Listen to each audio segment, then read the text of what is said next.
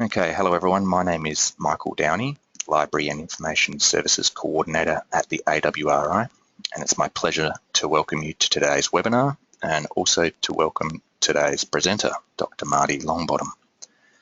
Now, Mardi's a Senior Viticulturist at the Australian Wine Research Institute and also President of ASVO. And with the management of Entwine recently moving to the AWRI, it's great to have Mardi, who has a strong interest in fostering sustainability in the industry, here to tell us what this all means. But before I go to Mardi to tell us more about today's topic, just quickly a couple of notes on what you as the audience can expect from today's webinar. The format is a short PowerPoint style presentation followed by a Q&A. The session is being recorded and will be available to view via the AWRI website. And finally, for those that are new to webinars, it's important to remember that webinars are interactive and that there are a number of ways that you can get involved.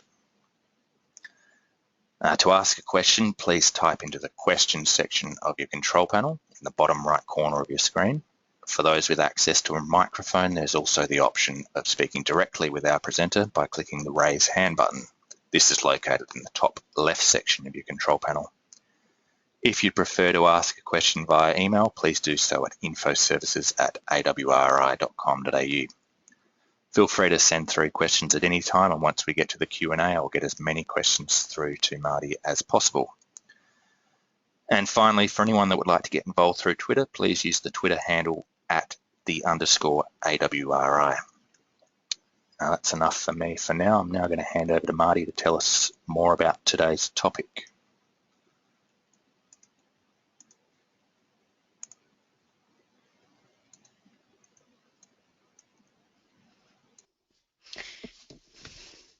Good morning, everyone. Thanks for coming along today. So I'm going to talk about Entwine Australia. As many of you will be aware, Entwine was recently handed over from the Winemakers Federation of Australia to the AWRI, and as part of my role, I'm managing that process. So I thought it was timely to give you some updates on what we're doing with the program and to talk you through what the program is and what it's trying to achieve. So I guess importantly, it is important to acknowledge the all the hard work that the Winemakers Federation have put into the development of the program with the support of the Wine Industry National Environment Committee over the last 6 or so years, and I've really taken on the program in pretty good shape. And I think it's also important just to note that the objectives of the program haven't changed. The number one objective has always been to foster environmental custodianship and continuous improvement across the wine industry, and to make sure we are providing the wine industry, so growers and winemakers, with all the appropriate tools and resources to actually support them in achieving this. The other objective of the program has always been to facilitate market access, and lastly to enhance brand Australia. So Entwine Australia is the Australian wine industry's national environmental assurance program. It's a voluntary program, and anyone in the wine industry is eligible to apply for membership. For those of you who are not familiar with the structure of Entwine, because it is the national environmental program, you could think about it like the umbrella program. So Entwine provides the umbrella, and then beneath that sit two quite separate components of the program. So all members of Entwine report through to the AWRI a set of environmental metrics. So there's a number of data that they provide online each year, and then I'll talk some more about it, but essentially that's data that we compile, and we can share that data back to the industry, and it also helps us to develop and put out research, development and extension activities. The other part of the program is environmental certification. Now this happens independent from AWRI, and there are 3 different pathways to get your environmental certification. There's ISO 14001, there's Fresh Care, or there's this Sustainable Australia Wine Growing Mclaren Vale program. Now it's really important at this point to note that those 3 programs, the ISO, Fresh Care and I'll call it the SOAR program, they're all accredited under Entwine Australia, and they're all valid pathways to reach the national framework program, which is Entwine. In saying that though, this is probably the area I get the most questions when I talk about Entwine Australia, so I thought it's valuable to briefly just talk about the difference between the programs. ISO 14001 and Fresh Care are very similar. Fresh Care in fact was developed based on the ISO program.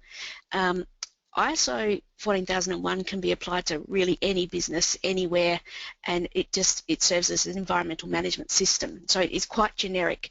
Now, there was a demand, and I think the wine industry really acknowledged this some 8 years or so ago, that this was a good system, but the wine industry needed something a little more specific. So, which is why FreshCare became involved as an independent organisation.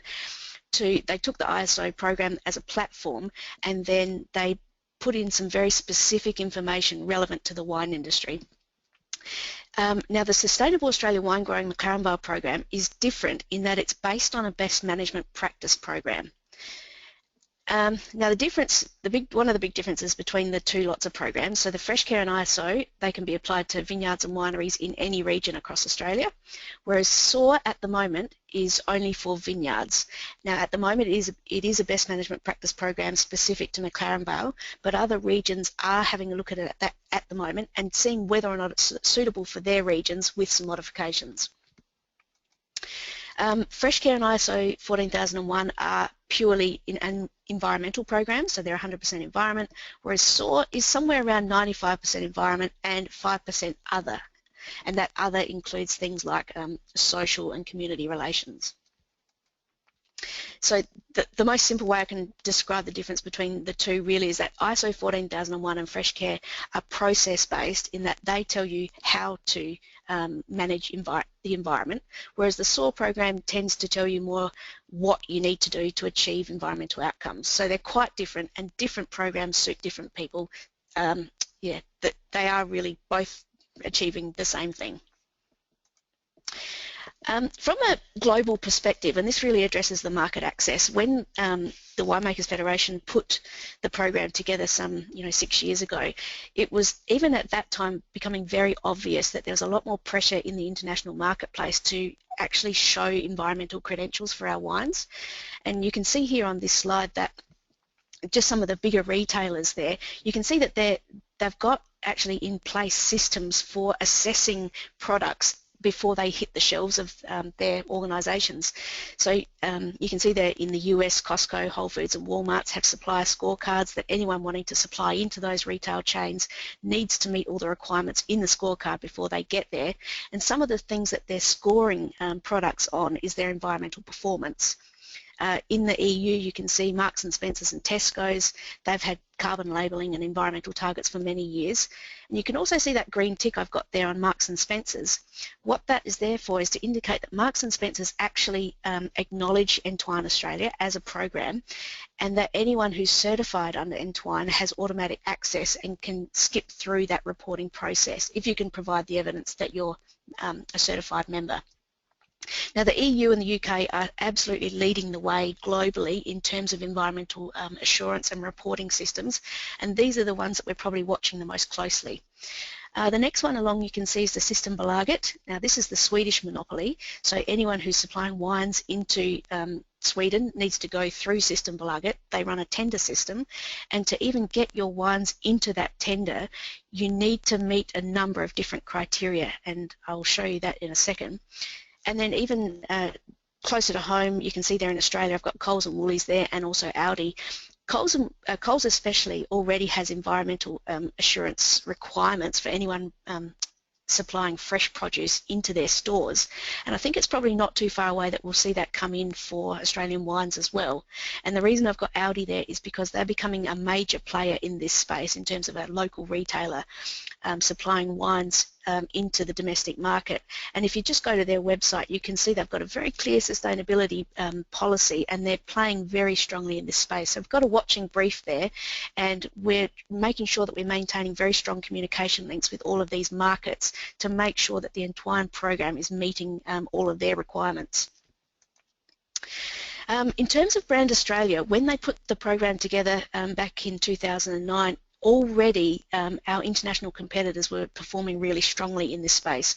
I'm sure everyone's familiar with the New Zealand Sustainable Wine Growing Program, but also South Africa and Chile have very strong sustainability programs. The other logos you can see there, this one here is the German program, and over here is the Italian program. So you can see there that our competitors are playing in this space, and we needed to also match that with a national program. Now, On the other hand, the USA doesn't have a national program. In California alone, they have at least 3 different programs, and you can see there that Oregon has a program, and Washington, there's a program in New York.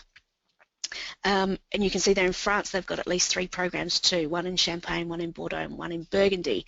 Now you can see there that the space is becoming kind of crowded with green logos, and this is what we really want to try and avoid. We don't want to be going out to our international marketplace or even domestically with more than one message, and we do feel that it's very important to go out with a very strong national message, a unified message, that the Australian platform for environmental assurance is Entwine.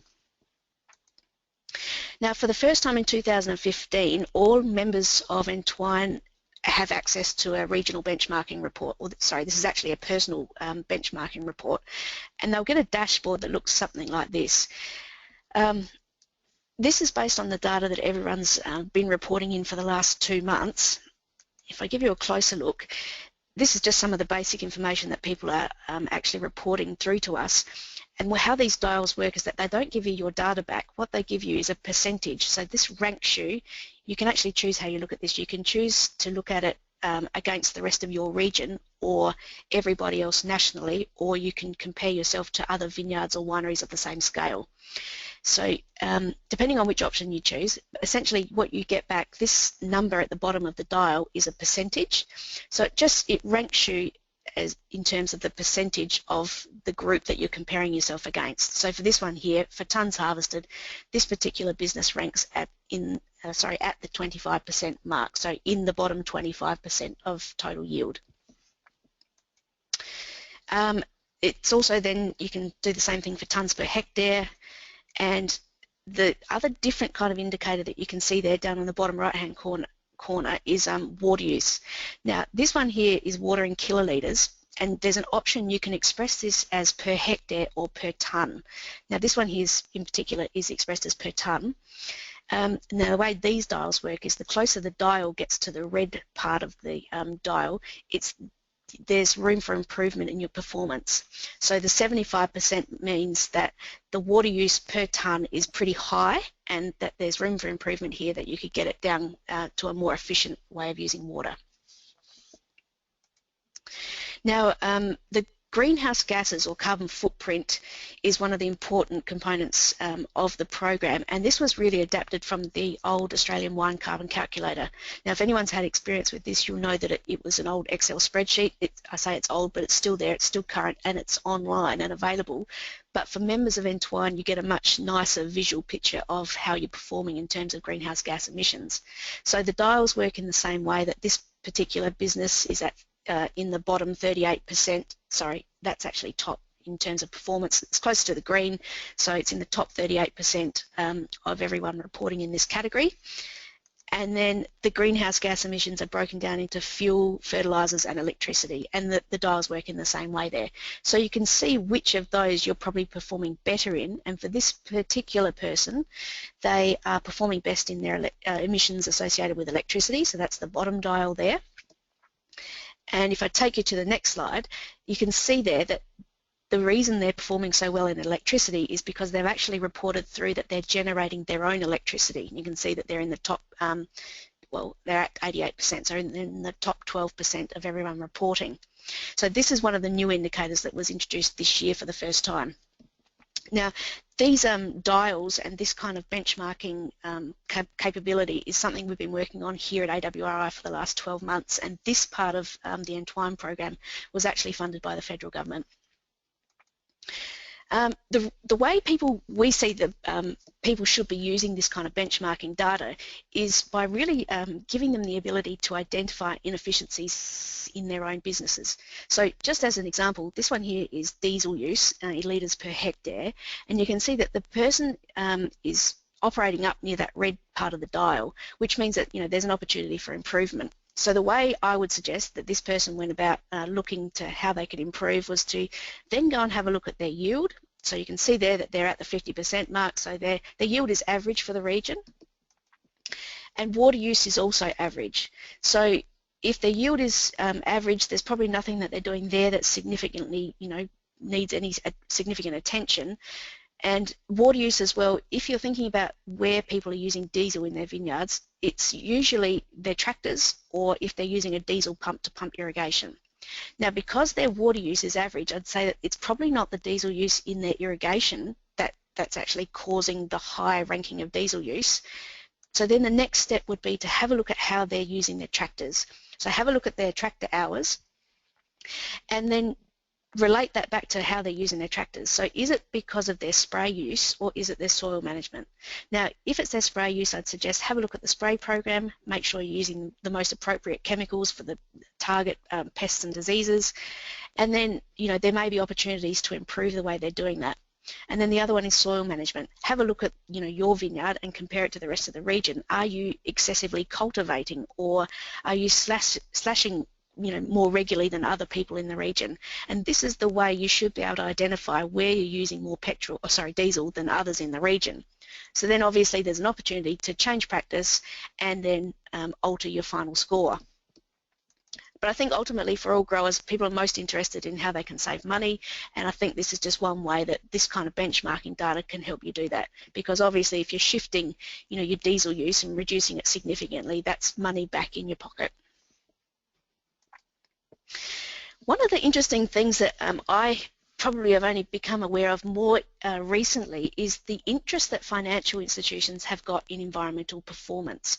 I've been speaking to a number of financial institutions just recently, and they've found that anecdotally they can find very strong links between environmental performance and business resilience, and they're interested in getting some more objective data around this. So they're very interested in talking to us and having a look at, not having a look at our actual data, but looking at the ways that we can interpret the data that we're collecting to find out whether they can match our trends in environmental performance with the trends that they're seeing in their customers. And the other thing that they've let us know is that they actually are very interested in seeing people's environmental assurance credentials when they're looking at credit applications. So again, I think this is something that we can develop further in the future and make the program more valuable to members. Now, those of you who are in the program or familiar with the program know that all members have a public listing on the website, and it looks something like this here, and that all certified members also have the ability to link to a website if they have one. Now, I think this is probably one of the functions that's been underutilised, but I thought as an example I'd have a look at what people were doing and how they were using this function. So I just chose Lansdowne Vineyard there. And it was interesting that they linked to their front page, but as I drilled down a little further on their website, they do actually talk about sustainability in their vineyard, and they actually have a reference there to Entwine. I think if you are going to use this function, it's best to link not to your home page, but if you do have a sustainability policy online or information about what you're doing with regards to the environment, then it's important to actually link to that page. Now, when the Winemakers Federation, just before they passed over the program to the AWRI, they did an national industry consultation around the program to get feedback on how the program should be improved. And one of probably the best bits of feedback that I saw come through was around building an Entwine trail. Now, when they talked about it as a real trail in a region where members of the program could encourage tourists to come and have a look at what they were doing in terms of their environmental performance. Now, a great idea, but I thought, well, it's actually probably an easier way of doing this if we could provide a virtual Entwine trail online. So just over the last month I've been working on this, and by the end of October this should be available, that there will be an interactive map available with all the regions marked on it of the regions participating in Entwine. So that this is a public-facing web page, and anyone interested in a particular region could actually go and have a look at it. So if you were someone wherever in the world wanting to have a look at what's going on in the Limestone Coast, you could click on the map. It would take you to a map of the Limestone Coast with indicators on there of where all the members are who are participating in Entwine. Now, this is an optional thing for members. You don't need to be identified like this, but if you do, you can have a mark on the map, and then each region that has a minimum of 8 certified members in it can also have access to a page for themselves to tailor to also take the data that we have in the database from all the members reporting in and actually showcase it on an individual page. So just as an example, the Limestone Coast have 83 members in Entwine, and their membership covers 50% of all the vineyards in the Limestone Coast. So the type of information that I'd be recommending they put up on this page is that the certified against non-certified vineyard area in the region. Now, the other data here I've got is not accurate, it's just mock-up data, but you can see they have renewable energy. If the region was particularly proactive in using renewable energies, there's an opportunity there to say, well, 20% of our region is also using renewable energy. And then there's also going to be a part down the bottom of the page where the regions can decide what information they put there. They could, Again, they could use their dial and compare themselves to another region, or put in some text there around what it is that they're doing, how they worked with a supplier, or even just put a link in if they already talk about these things on their own website. So that's something that's being provided for every region. And then for every certified member, they'll also have an individual report card. So again, this information is taken directly from the data that they supply us already as part of the annual renewal process, but they can choose which area that they've had an environmental focus. So this example here talks about nitrogen use in the vineyard, and that person there can write a few lines about what they did, how they identified that they had an issue, and what they did to actually reduce their nitrogen use, and how they improved their score in the region. So again, that's something that each individual member who's certified will have access to at the end of October. Now, one of the other big changes, and this is really came out of that consultation process that the Winemakers Federation did earlier this year, we needed to make the program more accessible to more people. There was feedback that people didn't necessarily think that they needed to have a third-party audit of the program. So previously there were only ever two membership categories. There was a certified member, or they were called a full member, and they had to participate in an environmental program, so that's ISO, Fresh Care or SOAR, and it was also necessary for them to have a triennial third-party audit. Okay, so that was compulsory, and then the second part is to report the indicators. So there was that membership category, and then there was the one down the bottom there that we're now calling associate member, and they didn't need to participate in a program, but all they needed to do was report indicators. Now what we've done is introduce a new membership category there in the middle, where people still need to participate in the environmental program, but they don't necessarily have to do the third-party audit. What they do need to do is do an annual self-assessment, and that will come through when they do their annual renewal process online. And other than that, it's exactly the same as it was before. So there are now going to be 3 membership categories, and they'll be in place in November for anyone who wants to join the program as a new member. I think long-term, the strategic direction of Entwine, we really have to think about the pillars of sustainability. And if we look at some of the components of that, we have environment covered. We have it covered really well with Entwine. We're also covering biosecurity and food safety nationally really well, food safety through the dog book, if you're familiar with that. The only 2 areas that we don't currently include in Entwine are economic and social aspects. Now, when the program was put together back in 2009, the social component was at that time considered not necessary, and I'd say probably still at the moment may not necessarily be required, but the reason was because the social aspects are really covered within our legal framework here in Australia. For other countries it's seen as more critical, because some of the social aspects that we consider, for example, how we employ people, how we pay people, those kinds of things, they're all really covered off really well here. As long as you're abiding by the law, you can give that one a tick. But if there is enough pressure from the international marketplace for us to incorporate it into our program, then that's something that we'll do in the future. And the economic one, I think that's going to be difficult unless it's a mandated thing that people supply that information to us. We certainly have access to it on a regional scale, but individuals' economic data, although I think it would be very helpful to align that with environmental data. At the moment, we don't have any plans to include that. But I think the other thing is we need to be thinking about sustainability as an umbrella term, and if we can at all, link that with provenance, and I think there's some opportunities for us to do that a bit better as well. So just to finish off, the transition from the Winemakers Federation to the AWRI has meant that anyone who's a member, or even anyone who's not a member who wants to inquire about the program, can ring the help desk as they've always been able to do. So the details for contacting the help desk are there on the slide. We have 3 enologists and 3 viticulturists who are able to answer queries about Entwine. So there's myself and Marcel Essling and Paul Petrie, the viticulturists, and enologists are Jeff Cowie, Adrian Coulter and Matt Holdstock. So if you're familiar with any of those guys, just ring the person you're most comfortable talking to.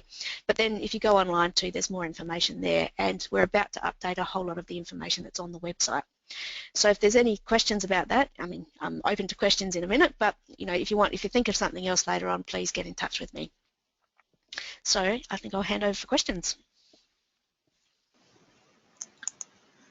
Great, thanks for that, Mardi. As Mardi's indicated, we'll go from here straight into a Q&A. Just a reminder, if you do have a question for Mardi, there are a number of ways you can send them through. You can type it into your control panel and click send, or you can click the raise hand button if you have a microphone. You can also email your questions to infoservices@awri.com.au.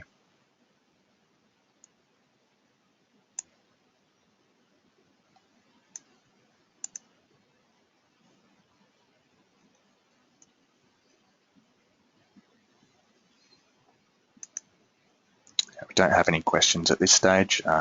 We'll stay online and wait for another minute or two and see if anyone does have a question. Just a sec, Mardi. Just put your... One question I have had recently is how membership works between the SOAR program and Entwine. It is a requirement that anyone who wants to be part of the Entwine program also becomes a member of Entwine. So if you're a member of SOAR and you also want to be part of the Entwine program, you do need to become a member separately. And all you need to do that is just to go online at the AWRI website, and there's a button there that you just click it to join and just provide your details and payment, and that will go through. Great, thanks for that additional bit of information there, Mardi. Still no questions, so if you're happy to wrap up, I think we'll end it there, Mardi. Okay, great. If anyone does have any questions after the session, contact details are there. But we'll end it for now.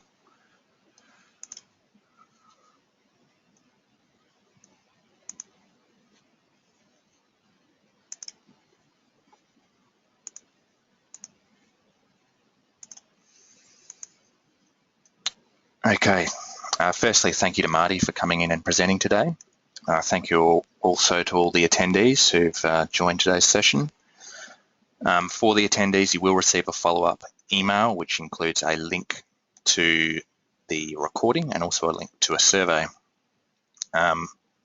Next week's webinar is on next Thursday, on October 22nd, and the presenter is Mike Trout from the New Zealand Institute for Plant and Food Research, and the topic is challenging the dogma that high yields lead to inferior wine. If you'd like to register for this webinar and you haven't done so already, please visit the AWRI website. Once again, thank you to everyone for joining, and please do check out the AWRI's webinar program to register for any future sessions.